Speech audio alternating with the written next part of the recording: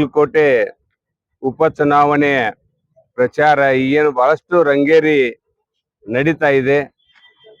ಬಾಗಲಕೋಟೆಯ ಮತದಾರ ಬಂಧುಗಳು ಬಹಳಷ್ಟು ಹುರುಪಿನಿಂದ ಈ ಬಾರಿ ಉಪಚುನಾವಣೆಯಲ್ಲಿ ಡಾಕ್ಟರ್ ವೀರಣ್ಣ ಚಿರಂತಿಮಠ ಅವರಿಗೆ ಮತವನ್ನ ಹಾಕೋದ್ರ ಮೂಲಕ ಬಾಗಲಕೋಟೆಯ ಅಭಿವೃದ್ಧಿಯನ್ನ ಕಾಣಬೇಕು ಅಂತಕ್ಕಂಥ ಉತ್ಸಾಹದಲ್ಲಿ ಇಡೀ ಕ್ಷೇತ್ರದ ಮತದಾರರಿದ್ದಾರೆ ಅಂತಕ್ಕಂಥದನ್ನ ಹೇಳಿಕೆ ಬಯಸ್ತಾ ಇದ್ದೇನೆ.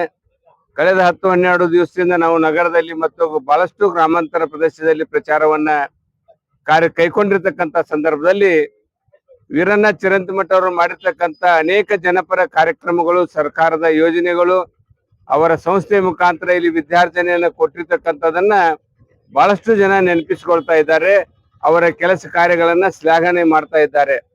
ಅದರ ಜೊತೆಯಲ್ಲಿ ಕಳೆದ 3 ವರ್ಷದ ಅವಧಿಯಲ್ಲಿ ಕಾಂಗ್ರೆಸ್ ಸರ್ಕಾರದ ನಿಷ್ಕ್ರಿಯ ಆಡಳಿತ ವ್ಯವಸ್ಥೆ, ಅದರಲ್ಲಿ ಕೂಡ ಈ ಕ್ಷೇತ್ರದ ಶಾಸಕರು ಯಾವುದೇ ಕೆಲಸ ಕಾರ್ಯಗಳನ್ನು ಮಾಡಲಿಲ್ಲ ಅಂತಕ್ಕಂಥ ನೋವು ಈ ಕ್ಷೇತ್ರದ ಜನತೆಯಲ್ಲಿದೆ.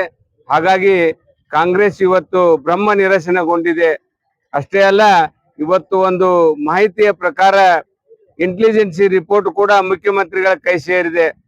ಹಾಗಾಗಿ 5 ದಿವಸಗಳ ಕಾಲ ಬಾಗಲಕೋಟೆ ಕ್ಷೇತ್ರದಲ್ಲಿ ಅವರು ಬೀಡು ಬಿಟ್ಟು ಗ್ರಾಮಗಳಿಗೆ ಪ್ರಚಾರಕ್ಕೆ ಹೋದ್ರು ಕೂಡ ಅವರಿಗೆ ಸ್ಪಂದನೆ ಸಿಗ್ತಾ ಇಲ್ಲ ಅಂತಕ್ಕಂಥದ್ದನ್ನು ನಾವು ಗಮನಿಸಿದ್ರೆ ರಾಜ್ಯದಲ್ಲಿ ಕಾಂಗ್ರೆಸ್ ಸರ್ಕಾರ ಭ್ರಷ್ಟಾಚಾರದಲ್ಲಿ ತೊಡಗಿದೆ, ನಿಷ್ಕ್ರಿಯ ಆಡಳಿತ ವ್ಯವಸ್ಥೆಯನ್ನು ಕೊಟ್ಟಿದೆ, ಲಕ್ಷಾಂತರ ಕೋಟಿ ರೂಪಾಯಿ ಸಾಲವನ್ನ ಮಾಡಿ ಈ ನಾಡಿನ ಪ್ರತಿಯೊಬ್ಬ ನಾಗರಿಕರ ಮೇಲೆ 1,20,000 ರೂಪಾಯಿಗಳಷ್ಟು ಸಾಲದ ಭಾರವನ್ನ ಪ್ರತಿಯೊಬ್ಬ ವ್ಯಕ್ತಿಯ ಮೇಲೆ ಹೇರಿರ್ತಕ್ಕಂಥ ಈ ಸರ್ಕಾರ ಆದಷ್ಟು ಬೇಗನೆ ಹೋಗಬೇಕು ಅಂತಕ್ಕಂಥ ನಿಟ್ಟಿನಲ್ಲಿ ಜನರಿದ್ದಾರೆ.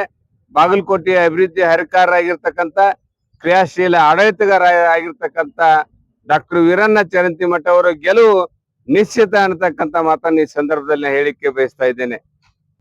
ಬಾಗಲಕೋಟೆಯಲ್ಲಿ ವಿದ್ಯಾರ್ಥಿಗಳಿಗೆ, ಹೊರಗಿನ ವಿದ್ಯಾರ್ಥಿಗಳಿಗೆ ವೋಟ್ ಬ್ಯಾಂಕ್ ಮಾಡ್ಕೊಂಡು ಚಿರಂತಿಮಠ ಅವರು ಇದನ್ನ ಮಾಡ್ತಾ ಇದ್ದಾರೆ, ಆರೋಪ ಮಾಡ್ತಾ ಇದ್ದಾರೆ ಕಾಂಗ್ರೆಸ್.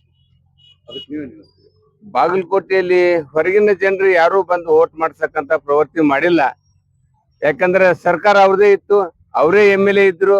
ಅವಾಗ ನೋಡಿ ಗುರುತಿಸಿ ಅವ್ರನ್ನ ತೆಗೆಸ್ಬೋದಾಗಿತ್ತಲ್ಲ. ಪ್ರತಿ 6 ತಿಂಗಳಿಗೊಮ್ಮೆ ಚುನಾವಣಾ ಆಯೋಗದವರು ಮತ ಪರಿಷ್ಕರಣೆ ನಡೀತಾ ಇದೆ. ಪರಿಷ್ಕರಣೆ ಸಂದರ್ಭದಲ್ಲಿ ತಾವೇ MLAಗಳಿದ್ರು, ಅಧಿಕಾರ ಕೂಡ ಅವ್ರದೇ ಇತ್ತು. ತಹಸೀಲ್ದಾರ್ DC ಅವ್ರಿಗೆ ಹೇಳಿ ಪರಿಷ್ಕರಣೆ ಮಾಡಬಹುದಾಗಿತ್ತು.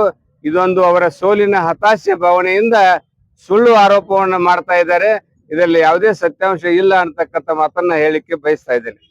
ಮಾನ್ಯ ಶಿವಾಜಿ ಘಟನೆಗೆ ಬಿಜೆಪಿ ಅವರೇ ಕಾರಣ ತಂದ ಅವರು ಇವತ್ತು ಆರೋಪ ಮಾಡ್ತಾ ಇದ್ದಾರೆ. ಅದಕ್ಕೆ ನಮ್ಮ ಸ್ಪಂದನೆ ಏನು? ಅದಕ್ಕೆ ಪೊಲೀಸ್ ಇಲಾಖೆಯವರೇ ಉತ್ತರ ಕೊಡಬೇಕು, ಇಂಟೆಲಿಜೆನ್ಸಿ ರಿಪೋರ್ಟ್ನವರು ಉತ್ತರ ಕೊಡಬೇಕು. ಯಾಕಂದ್ರೆ CCTVಯಲ್ಲಿ ರೆಕಾರ್ಡ್ ಆಗಿದೆ, ಮೊಬೈಲ್ಗಳಲ್ಲಿ ರೆಕಾರ್ಡ್ ಆಗಿದೆ. ನೇರವಾಗಿ ಮಸೀದಿಯಿಂದ ಕಲ್ಲು ಬರ್ತಾ ಇದ್ದಾವೆ. ಕಲ್ಲು ಅಷ್ಟೇ ಅಲ್ಲ, ಈ ನಾಡಿಗೆ ಹಿಂದುತ್ವವನ್ನ ಉಳಿಸಿ ನಾವು ನೀವೆಲ್ಲರೂ ಕೂಡ ಇವತ್ತು ಹಿಂದೂ ರಾಷ್ಟ್ರವಾಗಿ ಇವತ್ತು ಬದುಕಬೇಕಾದ್ರೆ ಛತ್ರಪತಿ ಶಿವಾಜಿ ಮಹಾರಾಜರ ಆಶೀರ್ವಾದ, ಅವರ ಪರಾಕ್ರಮ, ಅವರ ಶೂರತನದಿಂದ ನಾವೆಲ್ಲರೂ ಕೂಡ ಇವತ್ತು ಹಿಂದೂಗಳು ಇವತ್ತು ಬದುಕುವಂತ ಸ್ಥಿತಿ ಬಂದಿದೆ. ಅಂತ ಛತ್ರಪತಿ ಶಿವಾಜಿ ಮಹಾರಾಜರ ಮೇಲೆ ಚಪ್ಪಲಿ ಎಸೆತಕ್ಕಂತ ಕೆಲಸ CCTVಯಲ್ಲಿ ರೆಕಾರ್ಡ್ ಆಗಿದೆ. ಇದಕ್ಕಿಂತ ಹೆಚ್ಚಿನ ಆಧಾರ ಇನ್ನೇನು ಬೇಕು ಅವ್ರಿಗೆ? ಅವ್ರ ಒಟ್ಟಿನಲ್ಲಿ ಇವತ್ತು ನಿರಾಶಾದಾಯಕವಾಗಿರ್ತಕ್ಕಂಥ ವಾತಾವರಣದಲ್ಲಿ ಕಾಂಗ್ರೆಸ್ನವರಿದ್ದಾರೆ. ಇಂಥ ಎಲ್ಲ ಸುಳ್ಳು ಆರೋಪಗಳನ್ನು ಮಾಡ್ತಾ ಇದ್ದಾರೆ.